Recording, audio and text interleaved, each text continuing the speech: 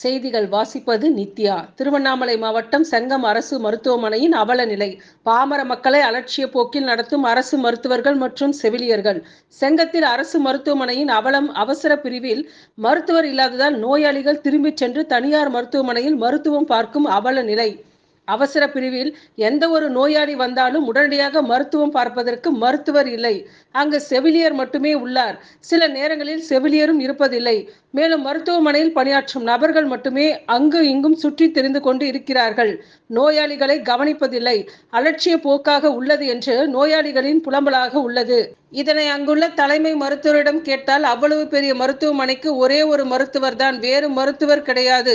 அவசர பிரிவில் செவிலியர் மருத்துவம் பார்ப்பார், சட்டத்தில் இடம் உள்ளது என்று அலட்சிய போக்காக பதில் கூறும் தலைமை மருத்துவர். உடனடியாக துறை சார்ந்த அதிகாரிகள் செங்கம் மருத்துவமனைக்கு ஆய்வு செய்து அவசர பிரிவில் 24 மணி நேரமும் மருத்துவர் இருக்க வேண்டும் என்று ஆணை பிறப்பிக்க வேண்டும். மேலும் தமிழ்நாடு முதலமைச்சர் மருத்துவத்துறைக்கு பல கோடிகள் செலவு செய்து பல நல்ல திட்டங்களை கொண்டு வருகிறார்.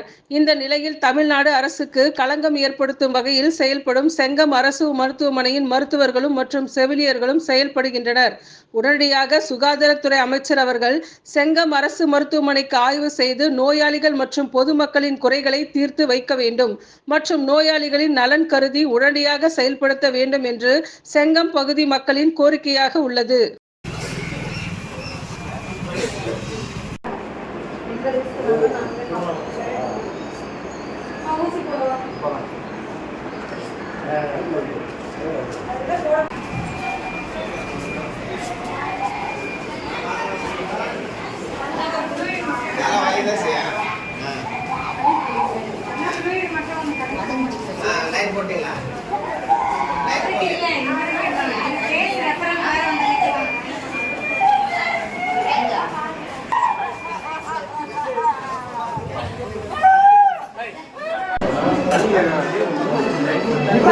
Hey!